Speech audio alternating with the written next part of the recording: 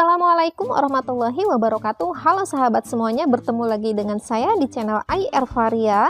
Terima kasih sudah mampir dan masih tentang materi sistem reproduksi pada tumbuhan ya.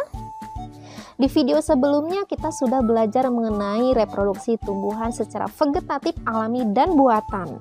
Secara vegetatif alami ada rizoma, stolon, umbi akar, umbi lapis, umbi batang, tunas batang, dan tunas adventif.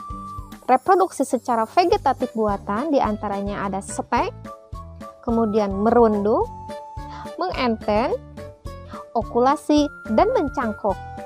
Nah, di video kali ini akan dibahas mengenai reproduksi tumbuhan secara generatif khususnya pada tumbuhan tingkat tinggi. Tumbuhan yang mengalami reproduksi vegetatif yang sudah kita bahas lalu pada dasarnya memiliki kemampuan juga melakukan reproduksi secara generatif ya. Sahabat sudah paham ya bagaimana ciri reproduksi generatif, yaitu reproduksi yang melibatkan proses perkawinan antara sel kelamin jantan dan sel kelamin betina. Sehingga sifat keturunan hasil reproduksinya merupakan kombinasi dari gen kedua induk. Artinya tidak sama persis dengan induk. Nah, hasil pereburan antara sel kelamin jantan dan sel kelamin betina pada tumbuhan tingkat tinggi itu tersimpan dalam embrio yang akan membentuk biji. Biji akan tumbuh dan berkembang menjadi individu baru. Pertanyaannya, di manakah letak sel kelamin jantan dan betina pada tumbuhan tingkat tinggi? Pada tumbuhan tingkat tinggi, sel kelamin jantan dan sel kelamin betina terdapat pada organ reproduksi.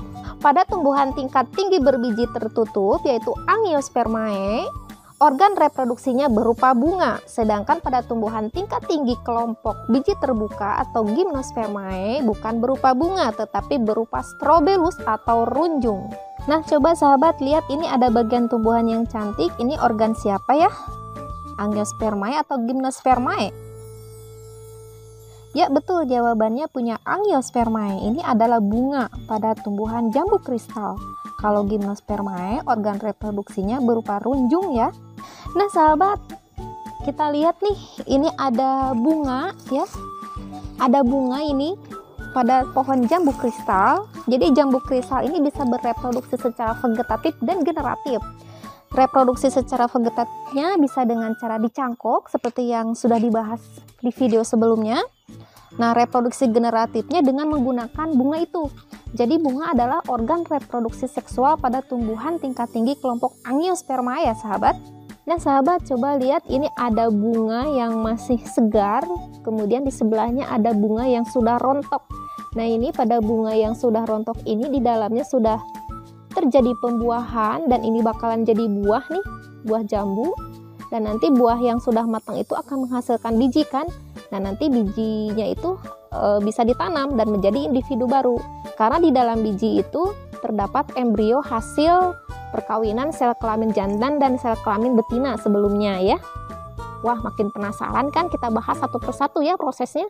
Kalau ini bunga yang masih lengkap, ini belum terjadi proses penyerbukan dan pembuahan. Nah ini bunganya masih utuh. Nah kita bahas nanti bagian-bagian bunga ya. Nah sahabat, kita lihat bunga jambu kristal ini terdiri dari bagian yang paling bawah ini yang warna hijau kelopak, kemudian mahkotanya berwarna putih ini, kemudian ini seperti bulu-bulu ini yang ujungnya berwarna krem. Nah ini adalah benang sari sebagai sel kelamin jantannya ya. Kemudian di tengahnya ini yang ujungnya terlihat hijau, ini kepala putih. Nah ini sebagai organ betinanya. Jadi jambu kristal ini memiliki bunga yang lengkap mulai dari kelopak, mahkota, kemudian organ kelaminnya juga ada dua-duanya. Jadi dikatakan jambu kristal itu bunga yang sempurna, yaitu memiliki dua sel kelamin dalam satu bunga. Jadi itu sahabat sepintas mengenai bunga yang terdapat pada jambu kristal yang termasuk kelompok tumbuhan Angiospermae. Untuk lebih jelasnya kita bahas yuk. Tapi kita foto dulu ya bunganya.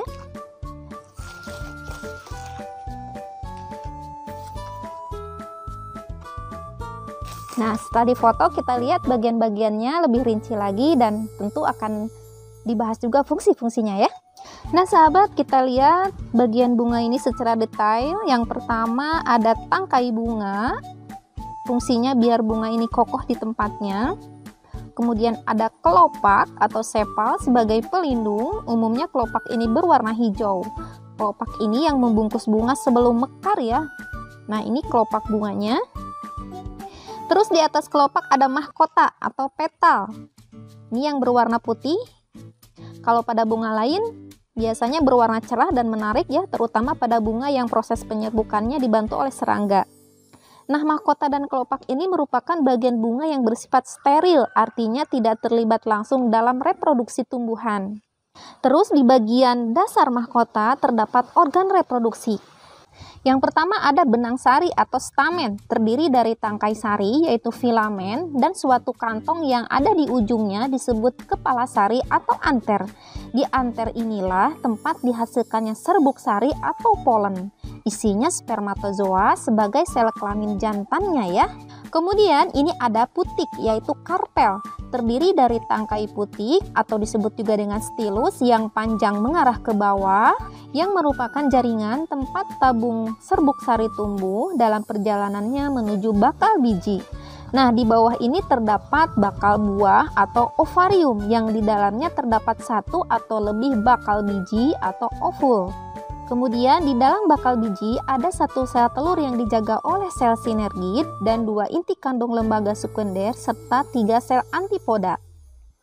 Kemudian di bagian atas terdapat stigma atau kepala putik yang merupakan bagian teratas, biasanya lengket dan merupakan tempat melekatnya serbuk sari pada saat proses penyerbukan.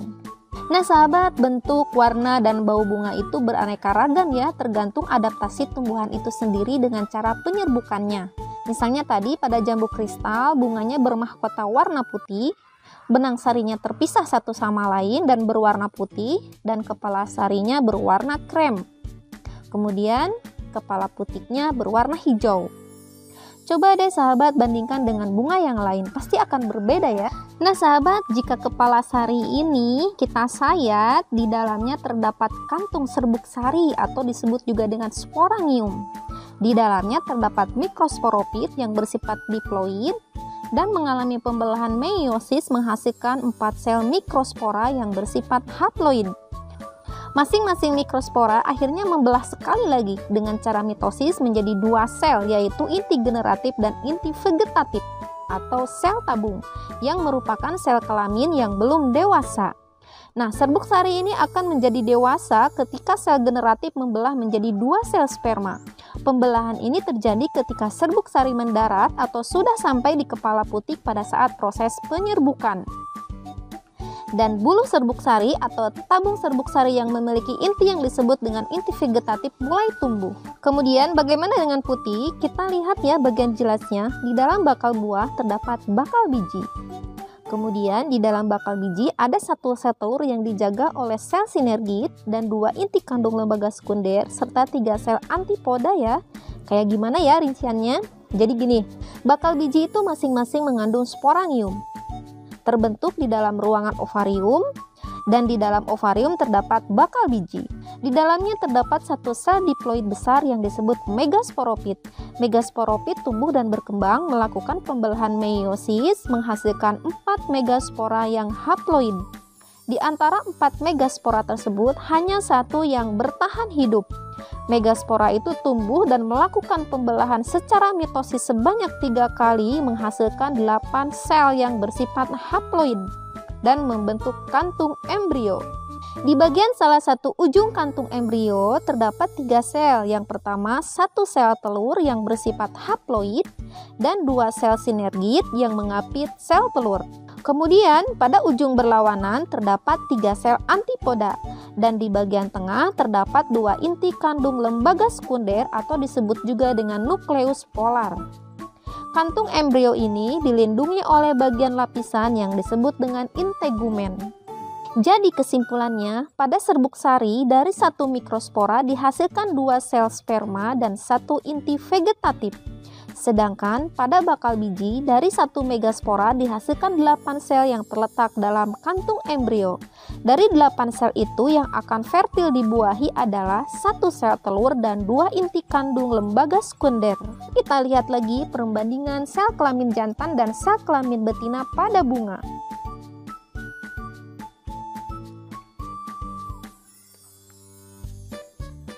Nah sahabat, sudah selesai ya pembahasan tentang bunga yang merupakan organ reproduksi generatif pada tumbuhan tingkat tinggi khususnya Angiospermae.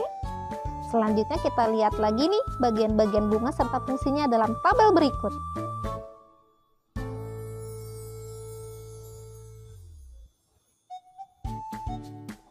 Nah sahabat, seru kan? Ternyata bunga itu merupakan organ reproduksi pada tumbuhan Angiospermae ya. Berikut rinciannya sehingga kita bisa mengerti di bagian mana sel kelamin jantan dan sel kelamin betina berada.